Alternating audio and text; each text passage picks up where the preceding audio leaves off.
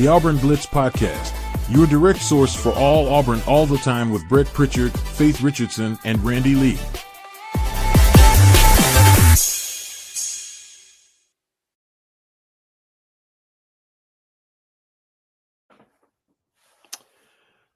What's up, everybody? Welcome into the Auburn Blitz podcast here on a Monday morning. We are glad that you have joined us wherever and whenever it is that you join us each and every day here on the Auburn Blitz and making Auburn Blitz part of your daily Auburn athletic intake. It is Brett and Faith here. Feel like we were just here a few hours ago, but we're back again. Good morning, Faith. Good morning. Yeah, we were just here, but that's what we do.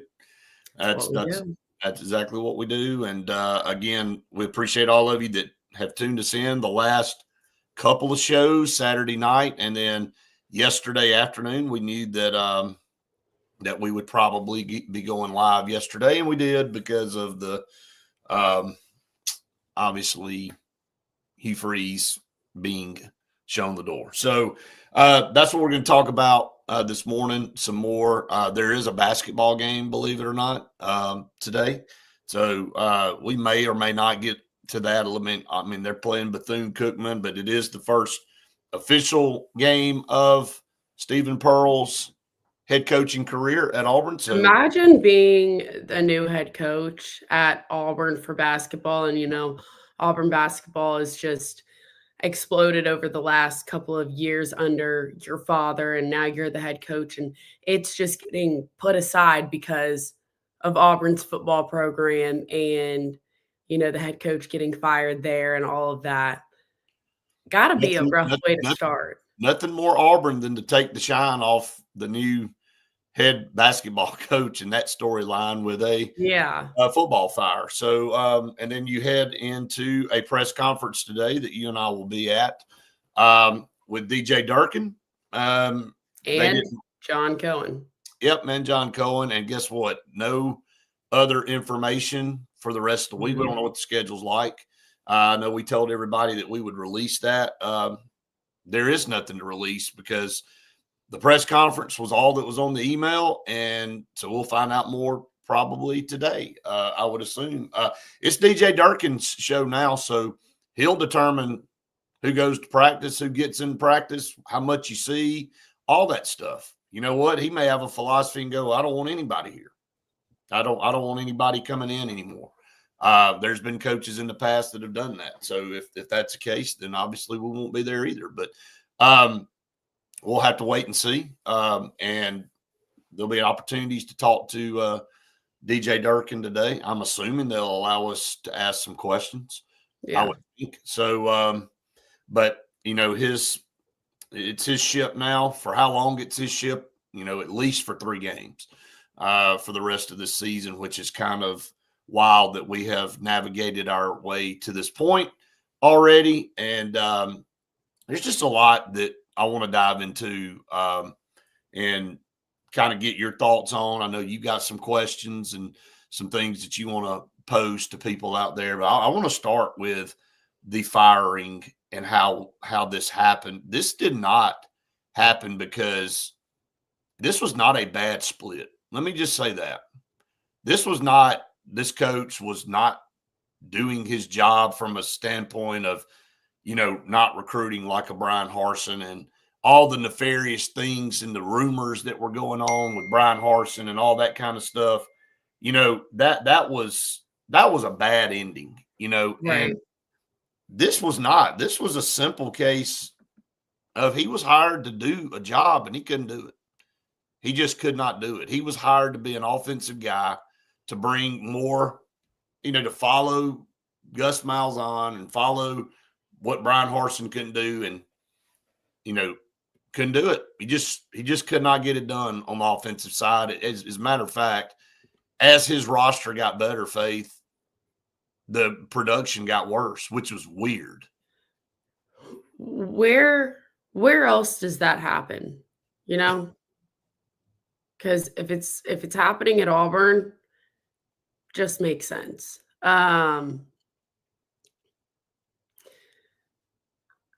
I don't even, the Brian Harsin era and the ending, excuse me, The ending to all of that was, like you said, not a great split.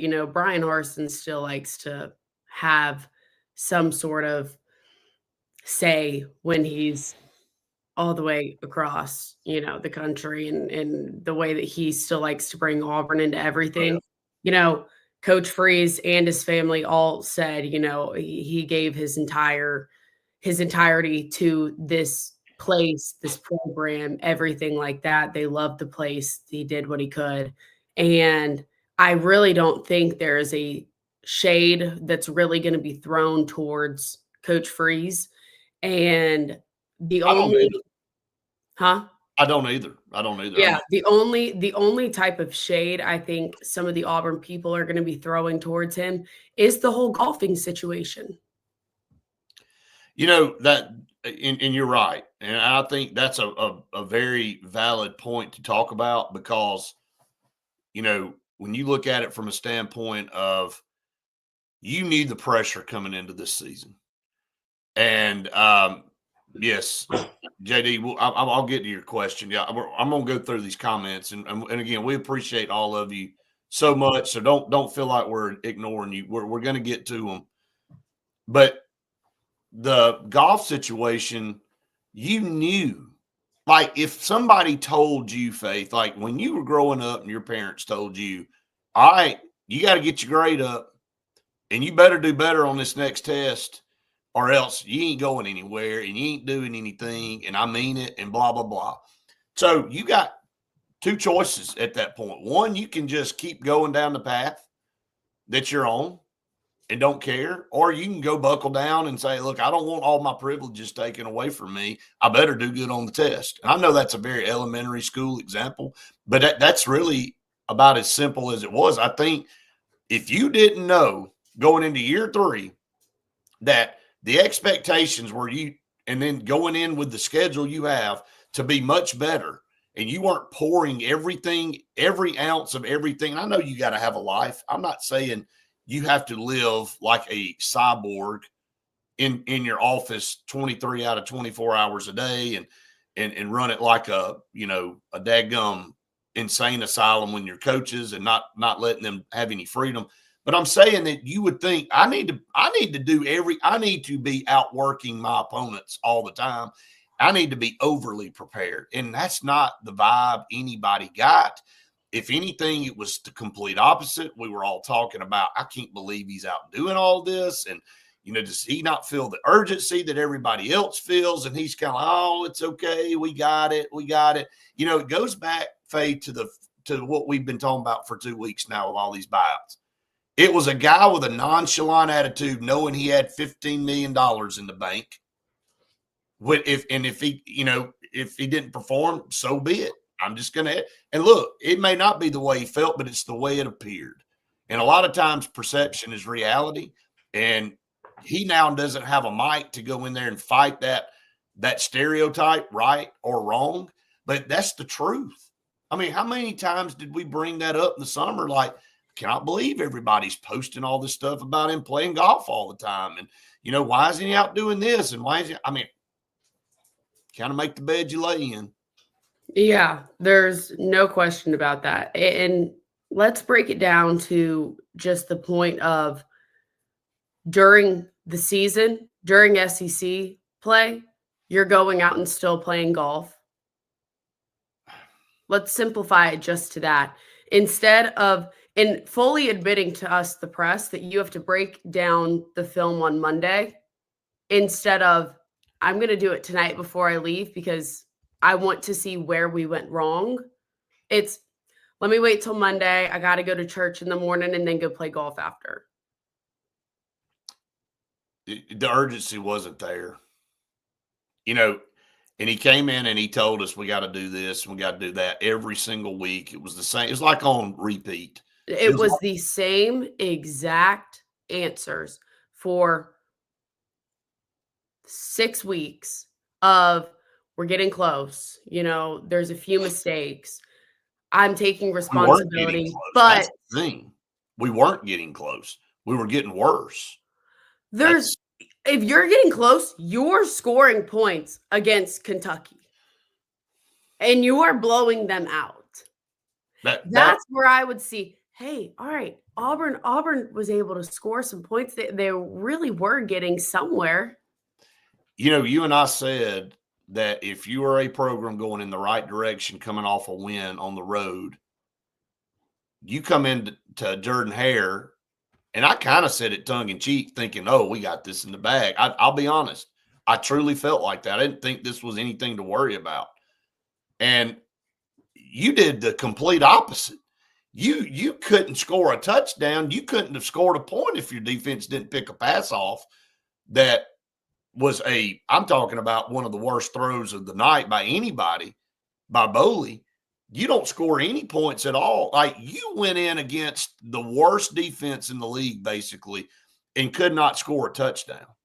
And you're telling everybody week after week you're getting close, and you're not getting. I mean, it's just like you were talking to the wall. Like, we were all just a bunch of zombies in there, and we weren't capable of making our own evaluation of how bad your offense was. And I mean, it just, to me, is mind-blowing how it just could not get better, and the same ineptness every single Saturday on offense. Yeah, and people commenting saying, they should have a day off Monday through Saturday, got to be realistic, find somewhere to escape.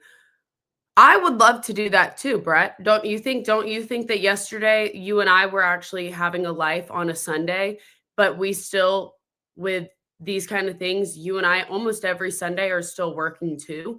Right. Like that, I mean, I get your whole life doesn't need to revolve around football, and it doesn't need to revolve around this. But when you are this bad and at this point and in SEC play, that is where it's like, why are you openly admitting to some of these things? And also, like, letting everybody know when it's been a problem for how long now? Yeah, I think that's really the point. I think you make the point. Again, it's not that we're sitting here saying you ought to live. I just said that you don't have to live in the complex 7 days a week, 23 hours out of 24. Yeah. And JD makes a point. He's getting paid millions of dollars. Yeah. If I was getting paid millions of dollars, I mean, I go back to the nonchalant feel that this is what you've created with these coaches. And they just don't have to really do too man, much, and they're still going to get I'll be honest. Hey, let's just be honest. If I signed you in a contract, and yes, you love your job, you've told me that a million times, and we love what we do. I love what I do. I mean, we do. But either one of us, if you had signed me to a contract, or I signed you to a contract, and I gave you a big $15, $20 million buyout on the back end, I know you as a person, that you're driven and that you have good work ethic and you want to do the right thing. But at some point in time, if I'm sitting there and I get on your nerves every day and I start to be a butthole all the time, and you know what, you start going, hey, you know what? I don't have to do this anymore. I don't have to listen to this anymore. I've got a big back. Fire me. I might wait till I'm a little bit older. I feel like I might be able to blow through $15, $20 million from 22 to my death. So I might wait a little bit longer. Exactly. Okay. Just a few. But my point, you know what I'm going at. You create complacency inside of you. Again, I hate to say that, but that's just human nature, man. If you know you got this big pile of cash sitting over here, that if they fire you, the stress, maybe he knew it wasn't working. Maybe he was kind of inside hoping that he would get axed, because I don't think he had any answers, Faith. I mean, it was very apparent that Ashton Daniels came in off the bench in an impromptu situation and looked way better against Arkansas than in a week of preparation going into the Kentucky game against a very terrible defense. He looked like the imps of Jackson Arnold for 3.5 quarters. And then he takes him out and puts Jackson Arnold in like he's going to come in and save the day. And he just showed once again why he got benched and should have been benched weeks ago. I wish everybody that was not there could have heard the student section when they announced that Ashton Daniels was going to be the starter, when Ashton Daniels started failing, when Jackson Arnold came in, when Jackson Arnold failed, then when Ashton Daniels came back in. I wish every single person could have heard what we heard on the field, because it really was a situation of you can't win. Not only just like you can't win the fans over, you can't win the Right. game with either of these two guys. You can't. You cannot. So And it showed because they didn't. no, they did not. Comments. I'm going to start going down through here, and then we're going to get to some of our partners, and we got a lot more to talk about. Justin said, "You think Cohen hired Freeze exclusively?" No, I don't. I mean, I don't think Auburn has anybody ever hire anybody exclusively. I think there's so many hands in the cookie jar and tug of war on who different people want. But you know what? When you accept the job as the AD, you got to go out and manage all of that and then make the decision. And so that's why I titled this "On the Clock." Cohen must get this right, and he's got to get it right. Or it'll be him. And again, when I say must get this right, Auburn's going through a stretch here, so they have been relevant since 2018. Really, I mean they've been. To be honest, look, since Jarrett Stidham left, they haven't really been relevant competing at the top of the league. So this is not like, oh, well, if he must do this or this is going to it's just a must get right deal for him in his situation. And so this, you see what's happening in Louisiana, and look, everybody is talking about all these different jobs that are open. They all have their own issues. Florida's got issues. LSU's got issues. Obviously, Auburn's got issues. Arkansas's got plenty of issues.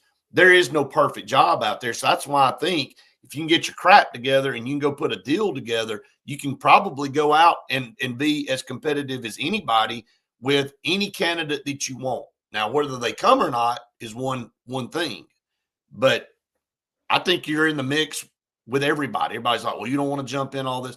I mean, what has Penn State won? I know they went to the playoffs, but hell, they just fired James Franklin. They're in they're everything ain't roses up there either. So I mean, that's kind of where I'm at with it on that. So yeah, Kyle, the freeze there is over. It's thawing out a little bit. JD, okay, here's your question. Guys, please tell me big changes are coming on the O-line. Vandy will kill our center, and our O-line don't matter who the coaches are, who QB is, the plays we call. That's, again, it all goes back to the ineptness of what Hugh Freeze was hired to do. It was his offense. It was his offense that was so vanilla that got Auburn in this situation, and it ultimately got him fired, Faith. It is. It is. And the O-line, how many times over the summer when we had nothing else to freaking talk about, did we talk about how the offensive line was the most experienced group? And talk about how they got either some transfers in or got some guys to create some depth in the offensive line so that we weren't playing ring around the rosy, right? Because somebody goes down, just like Connor Lew did. Well, now you got a 17-year-old in there, and you can't blame him because, again, 17 years old. Who actually on the road played pretty good in a couple of instances. And then somehow when we get back to Auburn, people forget how to play. I don't know. I mean, again, it's just mind-blowing that you play you came back home to a perfect situation, to a team that you should have beaten. Like you and I said, if this program was going in the right direction, you come in and you win this game convincingly. Not only did you not win it convincingly, you looked as bad. It's the bottom of your tenure. So there was no other decision that could have been made other than to part ways yesterday. That was how bad. You had to come out and literally set the record for laying eggs. And that's what he did. And there was no coming back from that. There was no talking his way out of that. There was no more anybody trying to semi-buy into him going, oh, we're close. Like all that was dead at that point. You literally forced the hands of Auburn to say, okay, we can't do this anymore. We've tried. We tried to see if you could ride this out the rest of the year. and it ain't working, man. So, but you're right. That's the next point I had on my paper. Faith is evaluation of position groups all summer and into camp.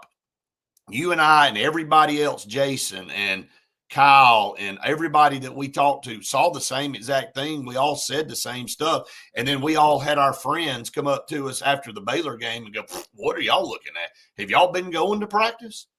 And, and then it got progressively worse throughout the season. Said, what were y'all watching? Like the same thing everybody else was watching, a big, physical, highly touted offensive line that didn't get coached up. That's still, like JD saying, where are we going to get the changes over the next 3 games? And that goes to Jake Thornton. He ain't getting it done, man.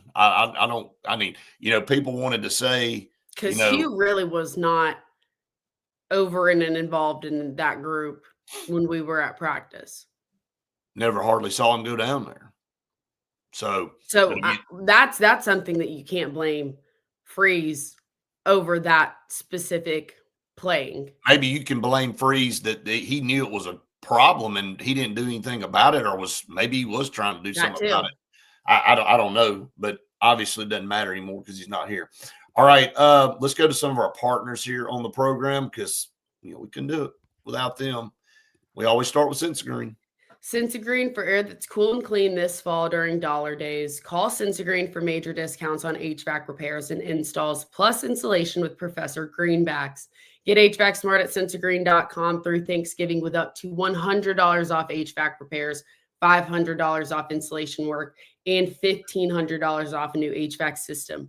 Sensagreen with Carrier, turn to the experts. How cool are these coupons? Scout Program Management, a full construction management firm in Birmingham, Alabama. And again, I say this every day and I mean it. They are one of the best organizations I've been around and watched them work. They handle these multi-million-dollar projects and they make sure you get the product that you're paying for. And when you are hiring a contractor to do these jobs, you want a program management company just like Scout to come in and make sure it's done correctly from start to finish. And that's what they do. Check them out in Birmingham, Alabama. Scout Program Management. You will be glad that you did. Bunkers in downtown Auburn. Go ahead and head over to Bunkers if you're not going to make it to Nashville this weekend. They're going to have some great live music, great Jell-O shots that are $1. And like I said, you might need that when you're watching this Auburn football. But they've got great happy hour deals, pitchers that you can't find deals like that anywhere else.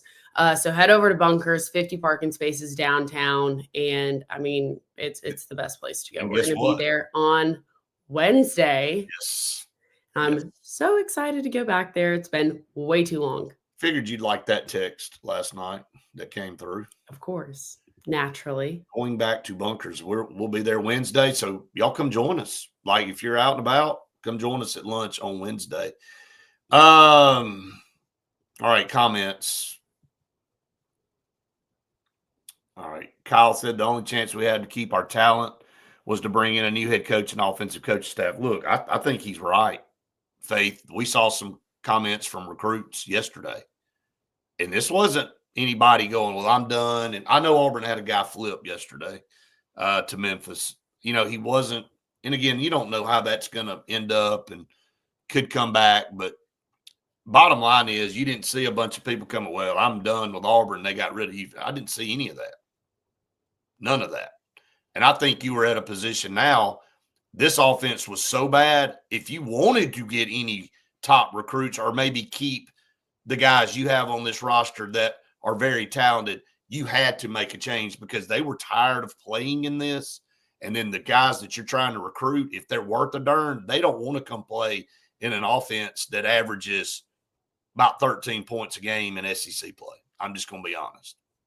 Jace Matthews with his comment yesterday really just summed it up. He did.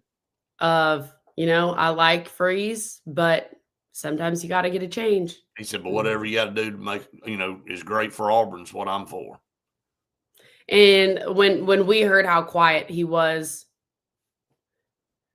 we both kind of got a little bit nervous of, hey. And everybody seems to think that these kids make knee-jerk reactions a lot of times. They don't. I mean, they process things. They're doing the same thing that you and I are and everybody else is doing. And they're not just saying, well, I'm just bought into this one guy. If he didn't stay, I'm out. That's not what they're doing. They do build relationships, but they want to win, man. They want to have production. And so they have common sense. And so they understand that it's a business and Auburn's got to do what they got to do. And Auburn's making a change to try to ensure that, hey, they can come here and be successful. That's what they're doing. MSA got a group of 15 listeners in Florida this morning. Appreciate the great information. That's what we're here for. We appreciate y'all in Florida. Said why AU cannot simply create 5 to 7 pass plays with routes to get receivers running open.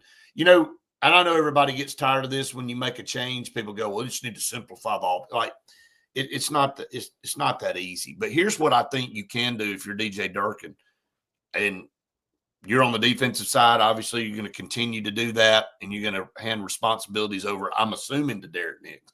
We'll find out more today in the press conference. Maybe you get together in a team meeting and say, look, what do we do well? What can we do to help our ailing offensive line? Well, we can run block. Okay, well, let's really focus on the run and maybe do some play action passes and some things out of that. We're not going to be some miraculous dynamic offense with 3 games left in the season, but let's go figure out what we do well and make teams stop that. And so, Brett, I got a question for you. So with this offense, and you've got only 2 more games that Ashton Daniels can play in, and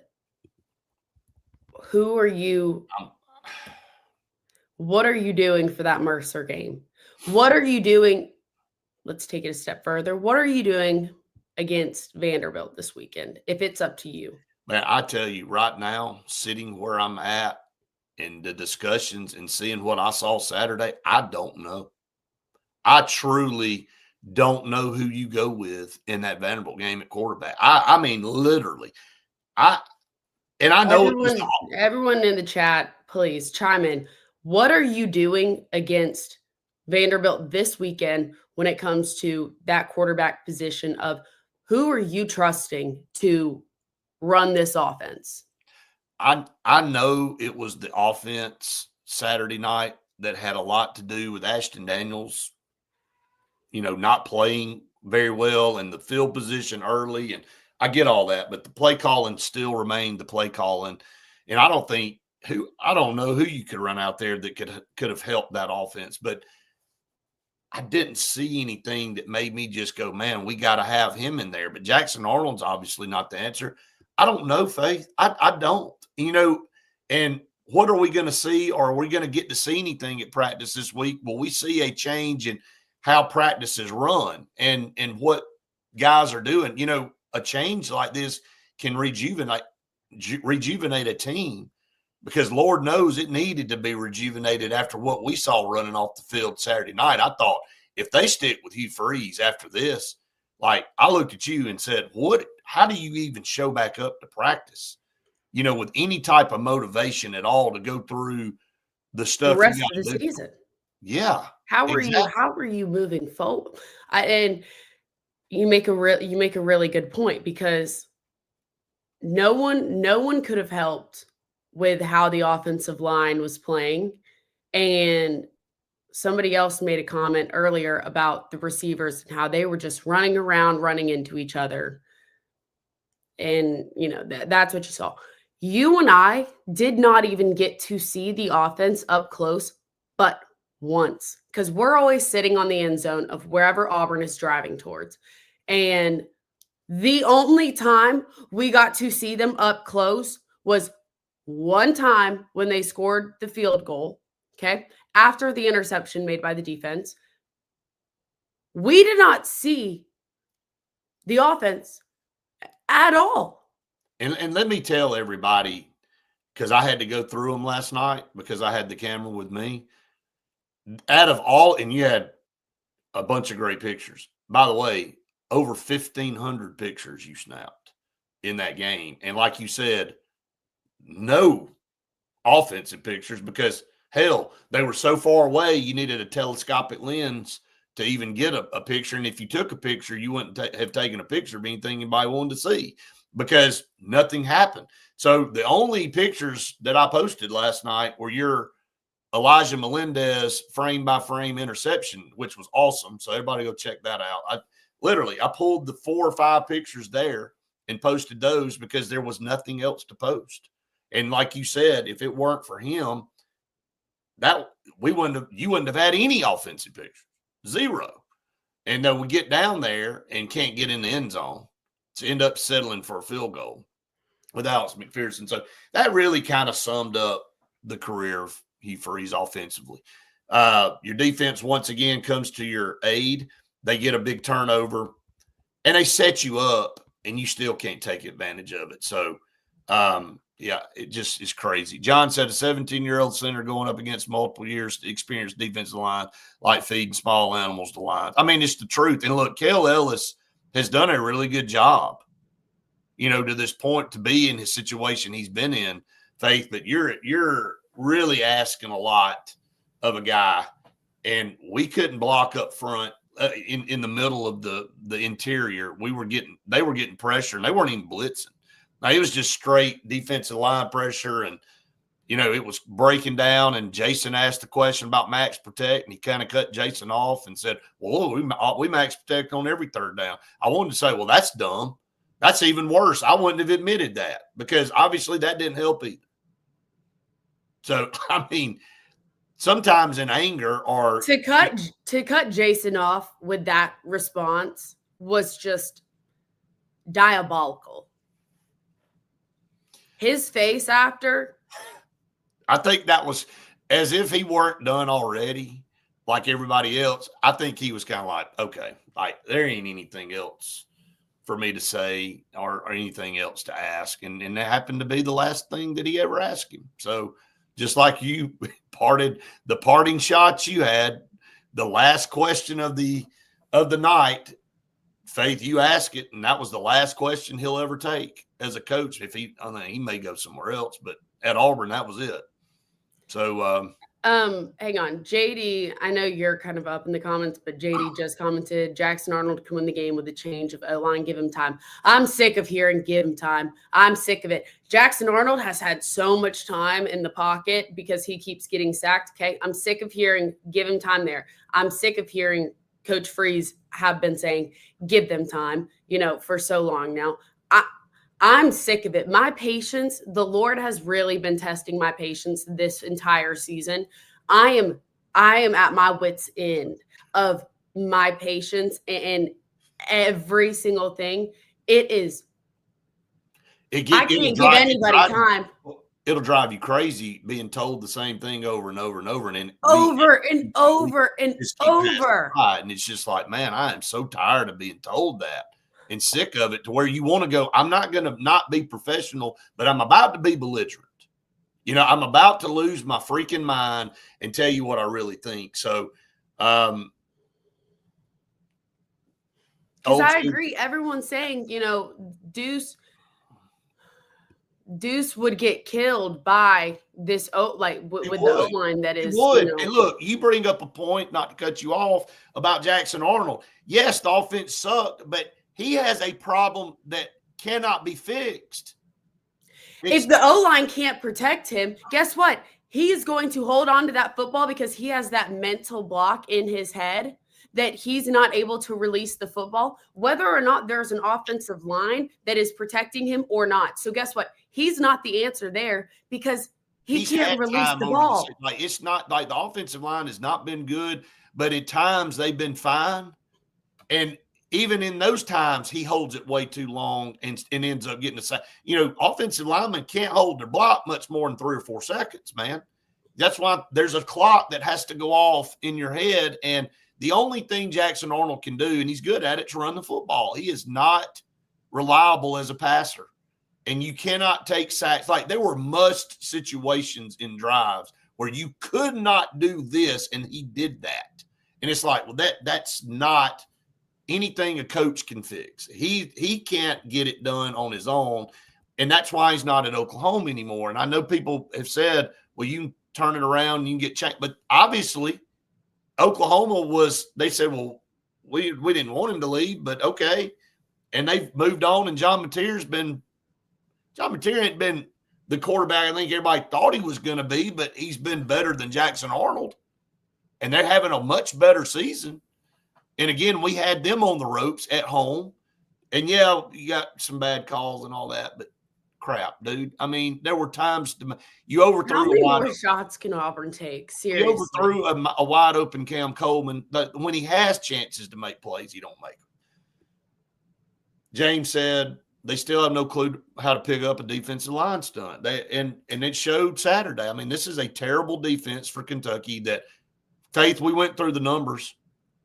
35, 50 something. Like in 5 SEC games coming into Auburn, they had given up like ridiculous amounts of points, and Auburn scored 3. And we can't pick up a defensive line stunt against Kentucky. Like, man, I don't need you to tell me about scheme and stuff like that. If you're Jake Thornton, and well, you know, there's some issues. Like, there has been a comedy of errors all year. Back to our left tackle can't really hear the clap, and you know he's false starting because of that. And you know, it's just there's always some kind of crap excuse.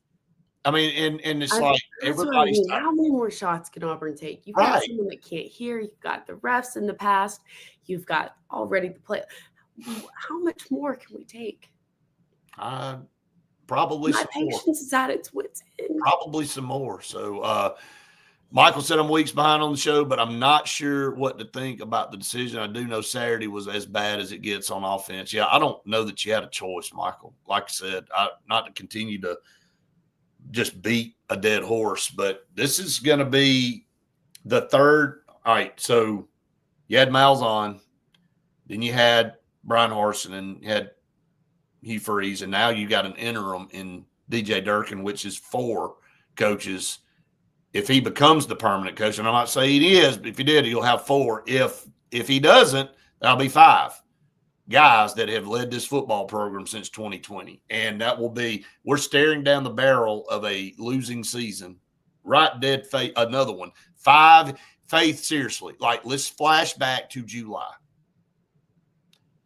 When you and I were in the summer, all of the above. Let's go back to July, please, and like for weather and everything else outside of the football. But flashback to July when we were in the summer doldrums, when you were like, I can't quit. We got to quit talking about NIL and transfer portal. I'm about to pull my hair out. We need the football season to start. And we talked about Baylor. We started talking about Baylor as much as we could. But, I mean, you go back to that part. Was there ever any part in your mind that you thought, looking at that schedule in our roster, where we didn't realistically think we were going to be an 8-4 team? That I didn't think having a losing season was possible this year. Not with this schedule, not with this roster, not with what we No. But here we are. We have found our way back to mediocrity once again. If you we can go back to whatever episode it was. I said if he's at 3-3, there is a potential of him going ahead and getting the boot. Getting out. No, we got to wait until we're at another losing season for how many years in a row now? Yep. Yeah, Luke pops in and said Cadillac was there for a hot minute. Yep. You're right.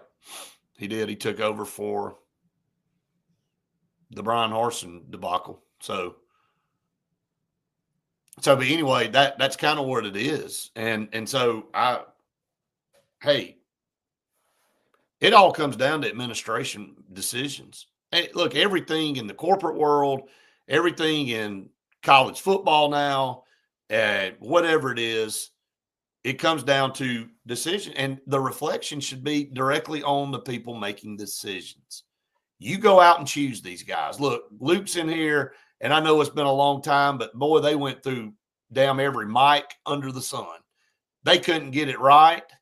They couldn't figure anything out, and they're sold to whoever to go get Nick Saban. They got him.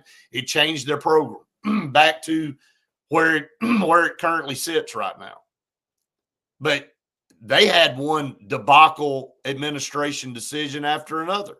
Luke's told me about some of them personally and some of the guys that were in charge and some of the things that they said. And you're like, do you want to win anymore? And that was going on at Alabama. And I know it's been a while, but I'm comparing two eras. And this is an era Auburn football's never been in. So let's just go ahead and be honest about it. You and I've never seen this. We've never seen 5 years of losing seasons, not at Auburn, and it's unacceptable. You know, programs at the bottom of the heap forever, when they've had losing seasons, it's like, well, they don't put the priority on things, and they don't quite have the facilities, and they don't have the history and all this kind of stuff. Auburn can't use any of that as an excuse. They pour money into everything, have one of the best, if not the best fan bases, most tolerant fan bases in the country. They've always been able to recruit. They've got everything that you want to be successful. They're historically a top 15 program. So you can't use all that as an excuse of why you're on the run that you're on. It's only one thing. It's poor decisions from people that have the opportunity to make the decisions. It's administration. Goes back to the title of the podcast. This is where we're at. So, yeah. All right. So, closing out this morning, Versiglia said, will the SEC office send a welcome letter to Durkin? SEC office didn't like Freeze. And I do think you and I talked about that too. I thought there was a faction of people that still did not like Hugh Freeze for whatever reason. And so, that's kind of what it is. But I thought the change had to be made. And look, we've got a press conference to go to today. You and I'll have a reaction after that press conference. Yep. And we'll go through that. Anything else that you want to add this morning, Faith? Nope. I can't believe this is where we're at. Well, it is. And we just got to figure out, Auburn's got to figure out how to get it right. That's what it is. So, all right, Old Number One Customs, 334-752-6162 for your bathroom, bedroom, kitchen, living space, whatever, outdoor living space. They're the ones to do it. Go check out my Facebook and my Instagram. Look at the video that we put out of our new master bathroom. You talk about a transformation before and after, unbelievable. Mm-hmm. Just gorgeous. You cannot be happier with that. So go check out Old Number One Customs, 334-752-6162. Go ahead and get that Home Atlas Water Filter Duo for just $15.99 from JFA Blue Plumbing. It's so important to have filtered and purified water when it comes to your skin, your hair, your internal body health. You want all those chlorine, lead, everything filtered out of it. And so go ahead and call on JFA at 844-JFA-BLUE. And you're going to be needing a bartending service for this performance for the rest of the season. So please, for your tailgates, go ahead and call on Oliver Ross. They are awesome. And they are some of the best bartending services that you can ask for. It doesn't even matter when it comes to you got 20 people or you got 20,000. Oliver Ross is going to have you covered. So call on them. Weddings, tailgates, sorority, fraternity, day parties, everything. Call on them. And Russell Medical Center voted one of the top 3 hospitals in the state of Alabama. It is big-time city healthcare in a small-town environment, partnered with UAB Healthcare System. I don't know that there's a better healthcare system in the world than UAB Health. And just so proud that they're in our state and proud that you have Russell Medical Center right here that's easily accessible and has great facilities and great doctors for you to go visit. So for all your medical needs, go check out Russell Medical Center. All right, you got basketball tonight. Bethune-Cookman rolls into Neville Arena at 7 o'clock. Auburn is a 25.5-point favorite over Bethune-Cookman. So, again, the Stephen Pearl era begins tonight. So we'll be keeping everybody posted on that. And then, of course, we'll talk about that tomorrow as well. So what is it?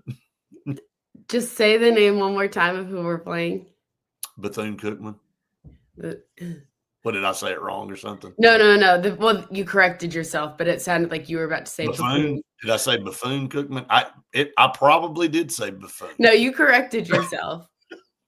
It was a Freudian slip. It just made me giggle. Maybe The we're first thing to make me smile on this program. maybe I'm the buffoon. Okay, so I can relate to that. So, all right, everybody, this buffoon is going to sign off, and I'm going to let Faith send us out, and we will. The other buffoon of the show sign y'all off and say, I hope y'all have the best week ever. Just a bunch of buffoonery. All right, we will talk to all of you after the press conference. Andy and Jim today at lunch. Hope everybody has a great day.